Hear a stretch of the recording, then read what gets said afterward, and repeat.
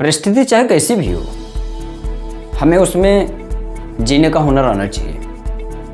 अगर बहुत ज़्यादा खुशियाँ आएँ तो भी हमें यह समझना चाहिए कि ये जब जाएंगी तो हम इसके बाद कैसे रहेंगे। और जब हमारे पास दुख आए तो हमें ये भी सोचना चाहिए कि एक दिन ये भी जाएंगे, उसके बाद फिर से मुस्कुराएंगे।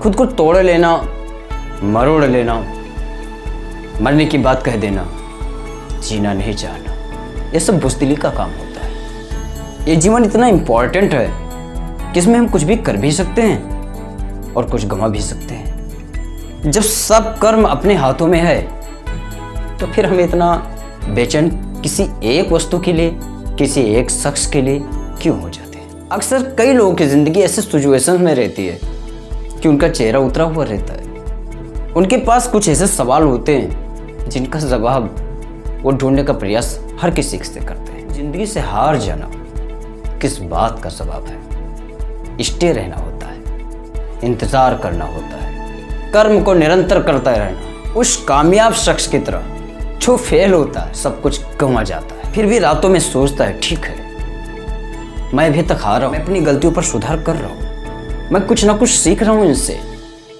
फिर वो सुबह उठता है, उतनी ही तैयारी करता है और फिर वो एक दिन सफल हो जाता है। लेकिन याद रखिए मेरे लाल, जिंदगी सीख सीख कर ही आगे लोग बढ़ते हैं। अभी तो कोई ऐसी किताब नहीं है जो विदाउट एक्सपीरियंस लिखी गई। किसी ने अपनी जिंदगी की आहुति देकर उसमें कुछ लाइनें अपनी लिखी है। अगर आपको भी किसी किताब में अपनी लाइन लिखी है तो आपको भी कुछ सीखना पड़ेगा, कुछ बनना पड़ेगा, उसके लिए रात दिन जलना पड़ेगा। और हाँ, हर एक महीने में, हर एक दिन में अपनी गलतियों को नोटिस करो, उनमें सुधार लाने की कोशिश करो। यही ज़िंदगी को अच्छे रास्ते पर चलने के लिए प्रेरित कर सकती है। बहुत लोगों से मैंने सुना है कि यार कुछ हो नहीं पा रहा मुझसे, ज़िंदगी क्या ऐसे गुजर जाएगी। नहीं यार, बहुत कुछ हो रहा है तुझसे, कोशिश कर रहा है तू, बहुत कुछ कर सकता है। ज़िंदगी में ट्विस्ट कभी भी आ सकते, बिकॉज तू रेस में है। और जिसने ये सोच लिया कि मैं कुछ कर ही नहीं सकता, वो तो आउट ऑफ रेस है। फिर उसमें ना चांस बनते हैं, ना कोई सुधार की लड़ाई है और ना हार जाने की कोई टेंशन है। जो मिल रहा है उसे में खाकर गुजारा कर रहा है जानवरों की तरह। ना तो कोई उसका इतिहास होगा, ना उसके बच्चों की अच्छी परवरिश होगी, और ना उसके मरने के बाद कोई आएगा, और ना जीते जी उसे कोई जानता है। याद रखना मेरी बातों कि ज़मींदार के लिए जिगरा बड़ा करना पड़ता है, नौकर पालने के लिए सबसे पहले मालिक बनना पड़ता है।